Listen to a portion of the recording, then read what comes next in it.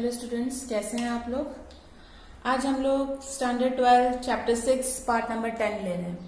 ठीक है, last time हम लोगों ने लैक ऑपेरॉन पढ़ा था बेटा, तो आज का हमारा बहुत ही इम्पोर्टेंट है। नीट में भी ये इसके बारे में बहुत पूछा जाता है, तो आपको ये थोड़ा डिस्क्रिप्शन, इसमें डिजिट्स थोड़े याद रखने पड़ेंगे, तो ये बहुत ही इम्पोर्टेंट है। ह्यूमन जीनोम प्रोजेक्ट, इसको हम लोग HGPB बोलते हैं। ठीक है, तो ये बहुत इंपॉर्टेंट है, याद से ध्यान से सुनिएगा। ओके, ह्यूमन जीनोम प्रोजेक्ट क्या है। हम लोग एक कोई भी ऑर्गेनिज्म का एक जेनेटिक मटेरियल के बारे में, उसके बारे में पढ़ते हैं। कोई भी दो इंडिविजुअल किस तरह से डिफर करता है, उसके DNA में कितने, हर जगह पे हमें लोगों को क्या डिफरेंस देखने को मिलता है, ये प्रोजेक्ट बताता है। ठीक है, ये प्रोजेक्ट एक बहुत ही बड़ा क्या था, एक मेगा प्रोजेक्ट था। मेगा मीन्स बहुत ही ज्यादा बड़ा प्रोजेक्ट चला था। 1990 से शुरू होके वो 2003 तक चलता रहा था। 13 इयर्स उसको ले लिए थे इस प्रोजेक्ट ने। ठीक है, तो मेगा प्रोजेक्ट क्या था, 2003 तक बोला था कि कंप्लीट हो जाएगा, पर तभी भी काम करना तक था। 13 इयर्स उसने एक अप्रॉक्स एस्टिमेशन लगाया था। ठीक है, यहाँ पे उसने क्या स्टडी करा था इस मेगा प्रोजेक्ट में, कि यहाँ पे उसने बोला था कि मैं 3 × 10⁹ बेस पेयर उन्होंने एस्टिमेटेड लिए थे कि मुझे इतने बेस पेयर का क्या है पढ़ना है। ये सारे एस्टिमेटेड डिजिट्स है। ठीक है, अप्रॉक्स डिजिट्स है। ठीक है, अब ये होता है कि एस्टिमेटेड उसने इतने डिजिट्स लिए थे 3 × 10⁹ बेस पेयर का। ओके, उसका कॉस्ट कितना था, ये मेगा प्रोजेक्ट का बहुत ही ज्यादा खर्चा हुआ था। $3 पर बेस, एक बेस की स्टडी के लिए उसने इतना खर्चा कर दिया था। टोटल उसको $9 बिलियन इतना खर्चा हुआ था। ठीक है, यहाँ पे उसने बहुत सारी अलग अलग स्टडीज भी की थी, वो है दैट इज बायो इन्फॉर्मेटिक्स की भी उसने स्टडी की थी। ओके, बायो इन्फॉर्मेटिक्स एक ऐसा एप्लीकेशन है कंप्यूटिंग साइंस का कि जो हेल्प करता है, एनालाइज करता है, मैनेज करता है सारे बायोलॉजिकल डाटा करने के लिए। जो भी बायोलॉजिकल डाटा है उसका एनालिसिस करेगा कि किस तरह से, तो वो कंप्यूटर में जो हम लोग बायोलॉजी का पूरा एनालाइज करके रिपोर्टिंग और डाटा डालते हैं, तो उसने बायो इन्फॉर्मेटिक्स में भी इसका मेन रोल प्ले करता था। ठीक है, अभी भी पॉइंट्स है, ये सारे पॉइंट्स आपको नोटबुक में लिखना है बेटा। थोड़े शॉर्ट्स में लिखोगे, सेंटेंस फॉर्म आप बना सकते, इसलिए एक नोट्स फॉर्म में बनाइए। ओके, नेक्स्ट आता है कि ये क्या है, हेल्प कर रहा था कि इसने एक डील किया था टू डील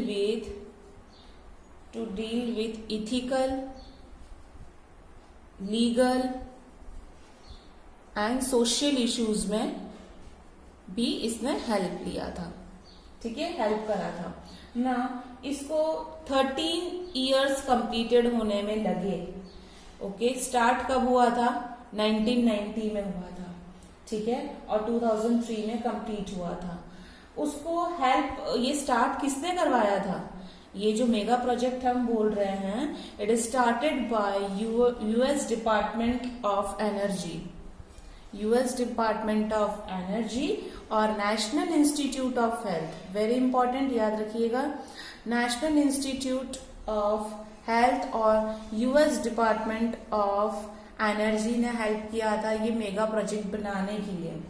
ओके, नाउ ये हम लोगों ने इसके थोड़े बेसिक पॉइंट्स हम लोगों ने पढ़े कि किस तरह से ये SGP का मेन क्या था, ये मतलब इतनी से क्या रीजंस था कि हमें ये करना पड़ा। ठीक है, यहाँ पे बहुत सारे ह्यूमन जीनोम के मेथोडोलॉजी थे, मेथड्स हम लोगों ने यूज्ड किए थे। इसमें जनरली हमें 2 अप्रोचेस देखने को मिले। What are the 2 approaches for the SGP? The first approach is that it has to sequence only coding sequence.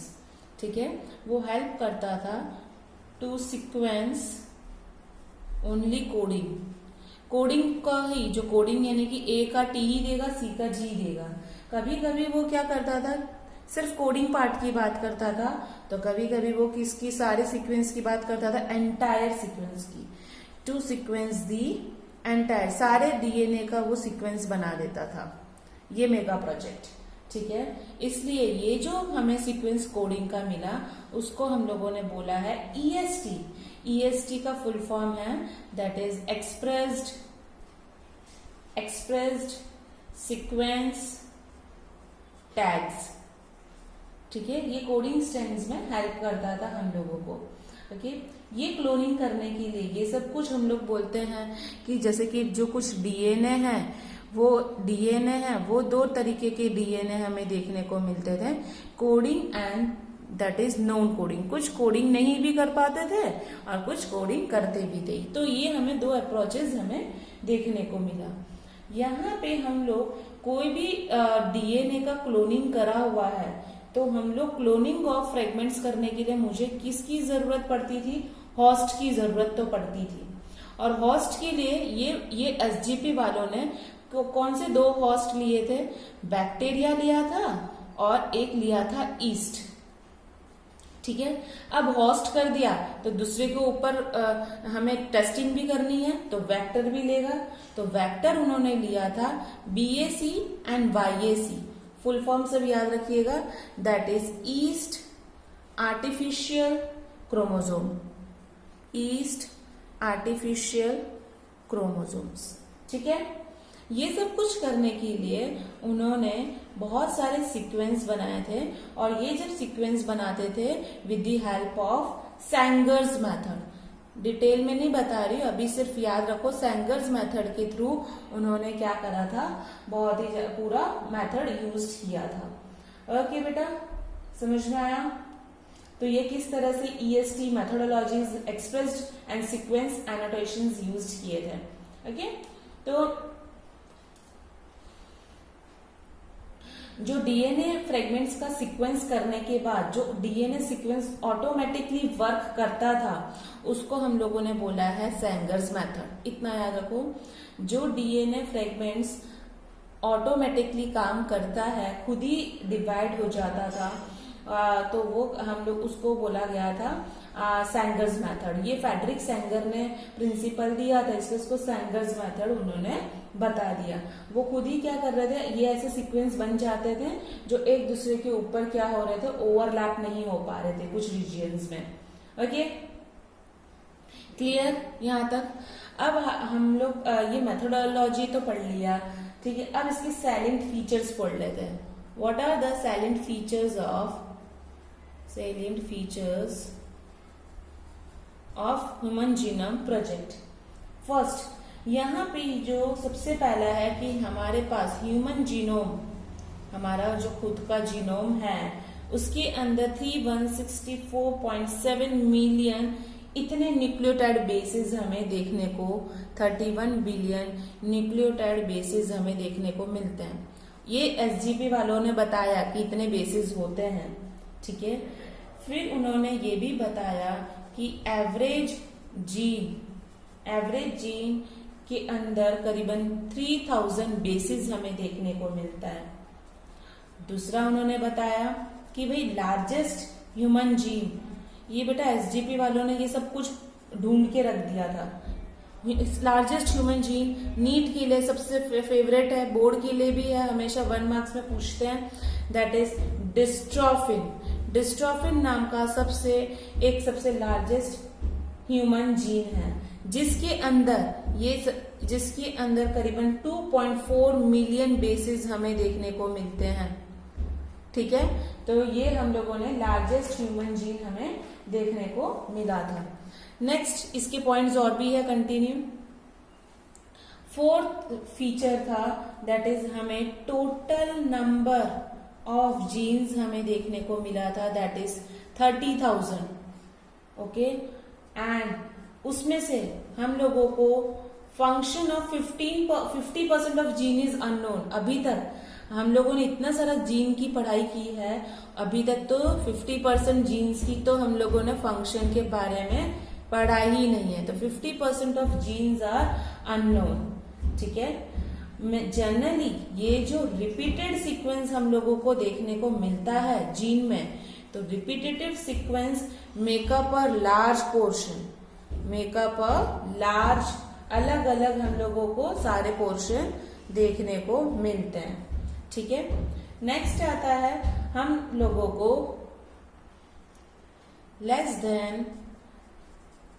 Then 2% of genome codes for protein. हम लोगों ने अभी तक बताया ना अमाइनो एसिड्स जो जेनेटिक कोड में, तो उन्होंने इतना बोला less than 2% of genome codes, only genetic material का 2% से भी कम प्रोटीन बनाता है, कोड करता है, वो उन्होंने इस एसजीपी में बताया। ठीक है, नेक्स्ट आता है 8th नंबर का फीचर, दैट इज सबसे पहले जो क्रोमोसोम नंबर 1 था उसमें 2968 जीन्स उसे देखने को मिला था। दैट इज क्रोमोसोम 1 होता है एक्स क्रोमोसोम, और जो वाई नंबर का क्रोमोसोम था उसमें थोड़ा सा ही जीन्स 231 जीन्स उसको देखने को मिला। करीबन 1.5 मिलियन लोकेशंस, वेरी इंपॉर्टेंट, ध्यान से सुनिए, location have SNPS। What do you mean by SNPS? Book में नहीं है, सुन लीजिए, single nucleotide polymorphism, single nucleotide polymorphism. वो क्या होता है सिंगल न्यूक्लियोटाइड? सपोज मैंने बनाया AATTCCGG ऐसे करके मैंने ये न्यूक्लियोटाइड, सपोज ये A के जगह क्या होता है, that is ATTT, single nucleotide, सिर्फ सिंगल ही बेस क्या हो रहे हैं, डिफर कर रहे हैं, तो A की जगह T कर दो, C कर दो, इस तरह से ये डिफर करते रहते हैं, तो उसको हम लोग बोलते हैं ओनली 1.4 मिलियन लोकेशंस, इतने लोकेशन ही हमें न्यूक्लियो डीएनए में देखने को मिलते हैं, दैट इज SNPS। ठीक है, जनरली उन्होंने ये भी बताया बेटा कि हाँ, ह्यूमन जीनोम प्रोजेक्ट वाले बोल के गए थे कि हम 2003 में तो कंप्लीट कर ही देंगे ये प्रोजेक्ट 13 इयर्स में, लेकिन सिर्फ क्रोमोसोम 1 के बारे में ही पढ़ाई करना अभी बाकी रह गया था, एनालाइज करना रह गया था उसके बारे में, तो उन्होंने क्रोमोसोम 1 के लिए 3 साल और बढ़ा दिए, तो एट लास्ट जाके 2006 में ही कंप्लीट हुआ ये जीनोम प्रोजेक्ट। तो हम लोग ये बोल सकते थे कि 2003 में, that is it means by two be completed bye, तो अभी भी क्या चल रहा था, चल ही रहा था, तब जाके उन्होंने कहा तो to be completed by 2003, but except chromosome 1 which is taken around that is the 2006। ठीक है, because chromosome number 1 was the low to be sequence, बहुत ही ज्यादा लोअर था इसके। ओके, नाउ ये हम लोगों ने सैलिएंट फीचर्स पढ़ लिए, तो आपको ये सब कुछ लिखना है। फिर आता है एप्लीकेशंस। बेटा ये 6 मार्क्स का क्वेश्चन आता है या 2 मार्क्स का आएगा कि write the application of SGP, salient features, what are the goals, what are the benefits, then you have to write all this. Okay, now what are the applications of SGP? क्या हम लोग use करते हैं कोई भी diagnosis करने के लिए? ठीक है, डायग्नोज यानी कि पता लगाने के लिए, diagnose a disease and treat. Okay, next है ट्रीट डिजीज, ट्रीटमेंट करने के लिए using biotechnology, rDNA tech, rDNA recombinant DNA technology method से हम लोग करते हैं। ठीक है, genes use non human iso sequence, genes सिर्फ हम लोग ह्यूमंस का ही नहीं करते हैं, लेकिन हम लोग एसजीपी ने बैक्टीरिया में भी यूज अप कर सकते हैं, ड्रोसोफिला में भी हम कर सकते हैं, ईस्ट है, राइस है, इन सब में उन्होंने एप्लीकेशन यूज किया था। In the field of agriculture, in the field of agriculture में ये एसजीपी की स्टडी की थी। फिर आता है कि माइक्रोब्स कैसी ह्यूमन वेलफेयर में हेल्प करते हैं, ह्यूमन वेलफेयर। ठीक है, फिर एनर्जी प्रोडक्शन के लिए, एनर्जी प्रोडक्शन के लिए भी, तो ये सारे इसके एप्लीकेशन है बेटा। क्लियर? एप्लीकेशंस आप आपको एप्लीकेशंस पूछेंगे तो आपको ये भी लिखना है, और एप्लीकेशंस में ऐसा भी बोल सकते हैं व्हाट आर द बेनिफिट्स, तो benefits and applications both are same. Okay, अब आता है what are the goals of SGP. Goals पूछते हैं आपको तो आपको क्या लिखना है, व्हाट आर द गोल्स। सबसे फर्स्ट आता है to identify all the genes, सारे जीन्स की पता लगाना, ये जीन्स क्या कर रहा है क्या नहीं उसके बारे में पढ़ना है। ह्यूमन के जो भी डीएनए में जीन्स देखने को मिलते हैं, ठीक है। 3 बिलियन बेस पेयर्स, ठीक है, उन्होंने सीक्वेंस को मतलब डिटरमाइन किया, बताया कि किस तरह से human DNA 3 billion base pair से बनते हैं। और वो लोग क्या करते हैं, स्टोर द इंफॉर्मेशन, इंफॉर्मेशन को स्टोर करते हैं। Okay, to improve the tools for the data analysis, data analysis में भी हेल्प करते हैं। नेक्स्ट आता है कि किस तरह से हम लोग अलग अलग सेक्टर्स में भी यूज करते हैं, लाइक एग्रीकल्चर सेक्टर्स हो सकता है, इंडस्ट्री सेक्टर्स हो सकते हैं, इस तरह ने उन्होंने हेल्प किया। और ethical, legal and social issues में भी हेल्प करा था। तो यहाँ पे ये इसके सब मेन रूल्स हैं।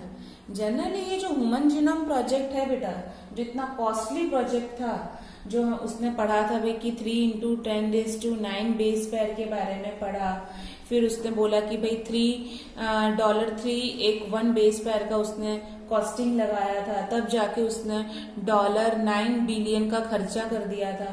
तो ये सब कुछ करने के लिए उसने एक पूरी बुक में टाइपिंग करके रखा था, ठीक है। वो उस बुक के अंदर, that book containing approx 1000 letters, ठीक है, each page of the book containing 1000 letters, ठीक है, and each book containing 1000 pages also. Okay, approximately 3300 books would be needed, इतने बुक्स उसको चाहिए था इस एसजीपी के बारे में पूरा लिखने के लिए।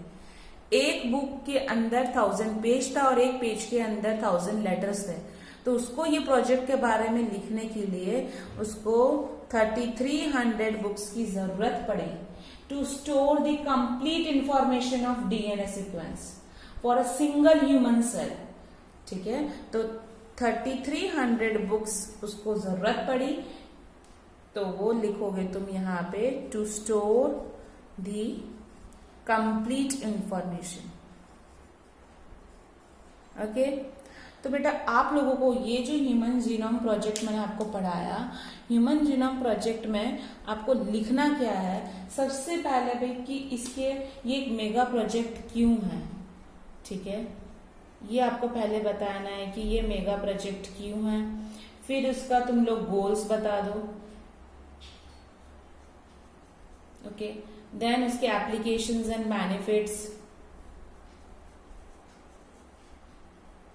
ओके, नाउ जो अप्रोचेस उसको मिले थे, कहाँ तक वो पहुंचा था, उसके मेन सक्सेस का काम क्या था, उसके मेथोडोलॉजीज बता दीजिए, सेलिएंट फीचर्स बता दीजिए।